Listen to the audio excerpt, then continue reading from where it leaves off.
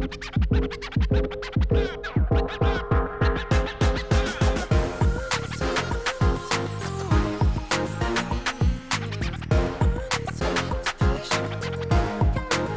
ni nujno, da je tebi blizu, lahko en boomer prodaja produkt za Gen Z ali pa za Gen Alpha in bo mogel, ne vem, poseči po TikToku, ki je totalno ne boomersko. To, da si to ti, pač da si avtentičen, zaradi tega, ker ljudje hitro zavohajo, če nekaj fejkaš.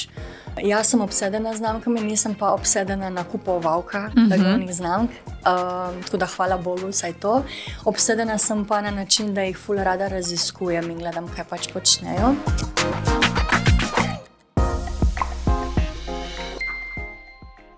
Lepo pozdravljeni v novi epizodi Metro Minutk. Danes je z mano Anja Korenč, neodvisna umetniška direktorica, ki se je specializirala predvsem za branding oziroma znamčenje, tako da bo danes večina najinega pogovora se odvila v to smer. Na kratko, kar v bistvu začniva z bistvom, kaj je branding oziroma znamčenje? Branding so v bistvu vsi elementi oziroma vsi aktivnosti, ki nam pomagajo brand postaviti v javnost. Se pravi vsa verbalna, vizualna komunikacija, celoten imidž v bistvu blagovne znamke. Sem lahko umestimo tudi strategijo in branding dejansko se sicer začne preden lansiramo mi blagovno znamko na trg, ampak seveda se pa potem tudi nadaljuje z raznoraznimi aktivnostmi in z dodajanjem raznoraznih stvari v asortiman in tako naprej. Mi lahko postavljamo znamko za posameznika, ne, se pravi osebna znamka ali pa za podjetje. Kakšne so recimo glavne razlike, pa kaj je tebi v večji izziv? Glavna razlika je ta, da ko delamo brand, personal brand, se pravi postavljamo osebno blagovno znamko, seveda se dotikamo ene osebe in moramo pač njo postaviti v ospredje in to osebo pozicioniramo kot nekega strokovnjaka na nekem področju največkrat. Ni nujno, so še pač neke druge stvari, lahko tudi to glasbenik in tako naprej.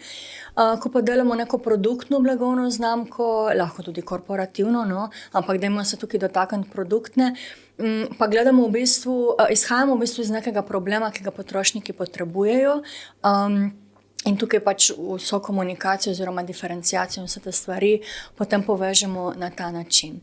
Seveda je tudi pri postavljanju osebne blagovne znamke potrebno poiskati nek problem, ki ga publika te osebe ima, zaradi tega, da v bistvu sploh je zanimanje za eno tako osebo in tako naprej, ampak se ful bolj držimo nekih vrednot te osebe. No, tako. Ok, kako pa pristopiš, če recimo podjetje želi rebranding, se pravi prenovo določene znamke?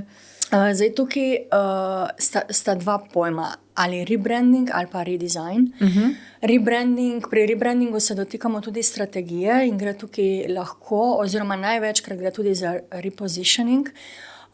To se je recimo zgodilo pri Jaguarju, kjer so totalno zamenjali celo strategijo, celoten repositioning, druga ciljna skupina in tako naprej. To je rebranding. Pri redesignu pa osvežujemo samo vizualni del. Logotip, kaj takega. Ja, tako. Se pravi z isto ciljno skupino in tako naprej. Jaz se tega lotevam vsekakor z neko strategijo in največkrat imam tukaj tudi ljudi, ki so pač z mano v ekipi, ki pač delajo, ki imajo več izkušenj na repositioningu in vseh teh stvarjah, da potem res pripravimo že zelo, zelo močne temelje, na katerih lahko potem gradimo vse vizualne elemente in neverbalno komunikacijo, oziroma verbalno komunikacijo. Danes je pač nekakšen imperativ, no, tudi v marketinškem okolju, da smo pač prisotni v digitalnem svetu. Kako pomembno je to pri gradnji znamke, ne? A je sploh mogoče imeti močno znamko, če nismo pač prisotni na teh platformah, od ne vem, LinkedIna do Instagrama? Mislim, da ne, ker so družbeni mediji in v bistvu ves digitalni svet je tako močno vpet v naša okolja in življenja, da jaz mislim, da ne. No. Ja, pol v bistvu tistim, ki niso vešči, ne vem, teh omrežij, pa želijo graditi močno blagovno znamko, bi verjetno najprej priporočila, da pač osvojijo vsaj eno omrežje, ki jim bo blizu, pa začnejo od tam. Naj osvojijo omrežje, kateri je blizu njihovi ciljni skupini, ker ni nujno, da je tebi blizu, lahko en boomer prodaja produkt za Gen Z ali pa za Gen Alpha in bo mogel, ne vem, posežt po TikToku, ki je totalno ne boomersko okolje. Lahko pa pač najame nekoga, ki to obvlada, kar je v bistvu najboljša pot. Tako, da prepustimo to področje tistim, ki res obvladajo. Ja. Zdaj, branding je pogosto tesno povezan tudi z embalažo oziroma z vizualno podobo, tudi s tem imaš ti ogromno izkušenj. A mogoče lahko navedeš neko znamko, da je zdaj reči znamko produktov, ki te prepriča tako s filozofijo, se pravi vrednotami, ki jih posredujejo, kot pač celotnim vizualnim aspektom, embalaža, grafična podoba in tako dalje. Bom tukaj zelo klišejska in bom rekla Oatly. Predvsem tudi zaradi celotne zgodbe, ki jo blagovna znamka ima. Oatly se ni rodil tako, ga poznamo danes, ampak je bil pozicioniran in tudi, kar se tiče vizualne komunikacije in identitete, postavljen popolnoma drugače in je ful bolj komuniciral te znanstvene aspekte ovsenega mleka oziroma ovsenega napitka.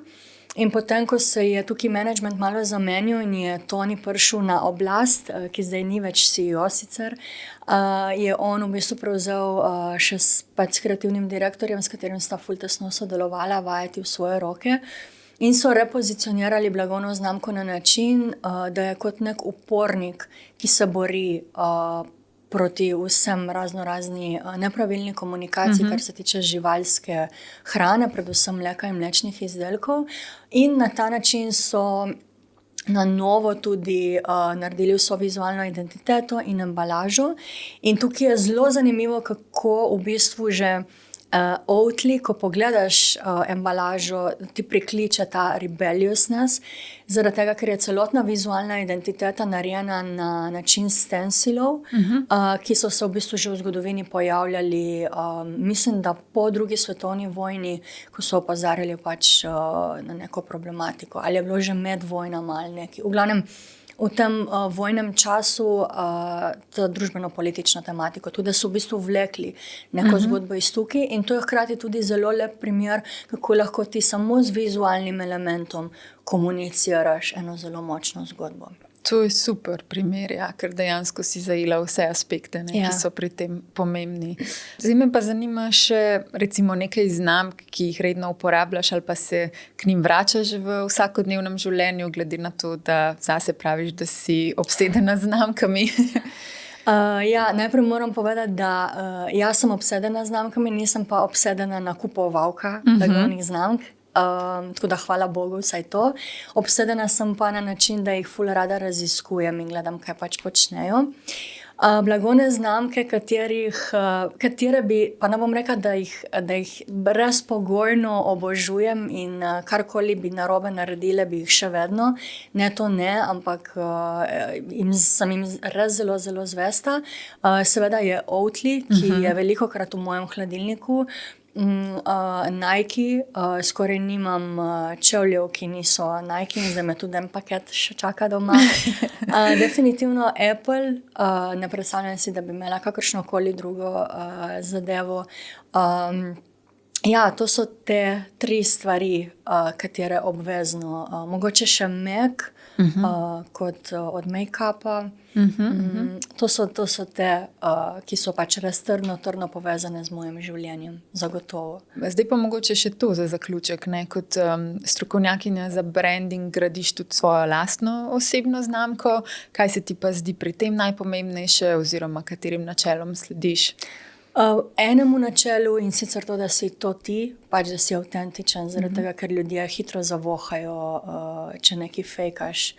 Tako da mogoče v določenih trenutkih lahko malo se pokažeš malo v neki bolj pozitivni luči, če se pač tisti dan ne počutiš tako, kot bi mogel, ampak je fajn, da si to ti, ker hkrati boš tudi z vso pozitivno energijo več dobrih stvari in pozitivnih stvari pač privabil nase.